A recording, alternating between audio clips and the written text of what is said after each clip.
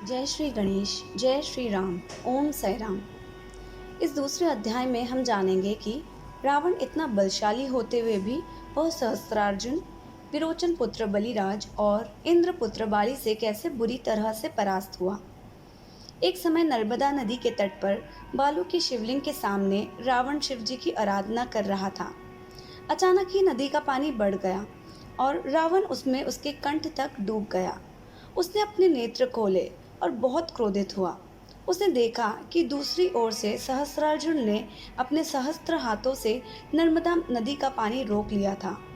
इस पर रावण उसे बहुत ही अपशब्द कहने लगा। सहस्त्रार्जुन को भी बहुत क्रोध आया। उसने रावण की गर्दन लपक कर पकड़ लिया और बहुत समय तक उसे बंदी बना लिया। फिर पुलस्त्य ऋषि की प्रार्थना से ही सहस्त्रार्जुन ने रावण को छोड़ दिया। अब जानते हैं कि बलिराज द्वारा वो कैसे अपमानित हुआ। एक समय रावण राजा बलि, जो विरोचन दैत्य का पुत्र है और जिससे वामन अवतार में विष्णु भगवान ने भिक्षा में 3 पग जमीन मांगी थी, उन्हीं बलिराज के राज्य की ओर निकल पड़ा। तब बलिराज के द्वारपाल श्री विष्णु थे। एक समय विष्णु जी ने राजा बलि को वचन दिया था कि वो उनकी हमेशा रक्षा करेंगे। तब से ही वे राजा के द्वारपाल बन गए थे। रावण ने उनसे कहा, बलि को बुलाओ, नहीं तो मैं इस नगरी को उठाकर समुद्र में डाल दूंगा। तब श्री विष्णु ने कहा, तुम बलिराज के प्रताप को नहीं जानते, भीतर जाओ तो पता चल जाएगा। रावण भीतर जाकर राजा से कहने लगा कि मैं तुमसे युद्ध करने आया हूँ। यह कहकर अपना बखान करने लगा। तब राजा बलि ने कहा, वो सब तो ठीक है, पर पहले ये जो कुंडल है जिसे कान में पहनते हैं, यह हिरण्यकश्यप का है, जिसे श्रीहरि ने अपने नरसिंह अवतार में उन पर गदा से प्रहार किया था और वह टूटकर गिर गया। पहले तुम इस कुंडल को तो उठाकर दिखाओ, तब तुम्हारी शक्ति को मानेंगे।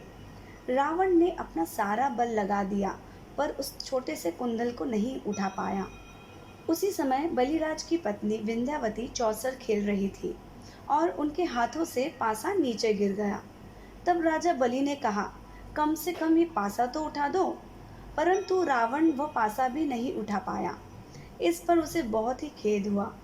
यह देखकर बलिराज और विंध्यावती दोनों जोर से हंस पड़े और रावण से कहा, इसने तो सभी देवताओं को बंदी बनाकर रखा है और यहाँ खुद युद्ध के हेतु से आया है, परंतु इससे तो यह पासा भी उठाया नहीं बनता। इस घटना से उसका बहुत अपमान हुआ और जब वह लौटकर अपने नगर को जा रहा था, तब राजा के सेवक ने उसके वस्त्र शस्त्र छीनकर उसके मुंह पर कालिक पोती और हाथों को बांधकर सारे नगर में घुमाने लगे। इस प्रकार उसे बहुत अपमानित कर अंत में राजा के घुड़साल जहाँ घोड़े को रखते हैं, वहाँ बंदी बनाकर रखा गया। इसके पश्चात विश्रवा को इस घटना का पता चला, तो वो दौड़ते हुए पहुँच गए। उन्होंने राजा बलि और श्री विष्णु से रावण को मुक्त करने की प्रार्थना की। तब बलिराज ने रावण को मुक्त किया। इस प्रकार रावण बहुत ही लज्जित होकर लंका में लौट आया।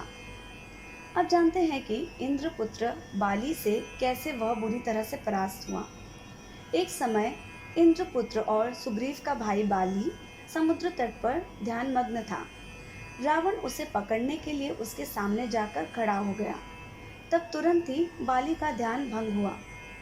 यह देखकर कि रावण की मंशा उचित नहीं है, इसलिए बाली ने रावण को ही पकड़कर बगल में दबोच लिया।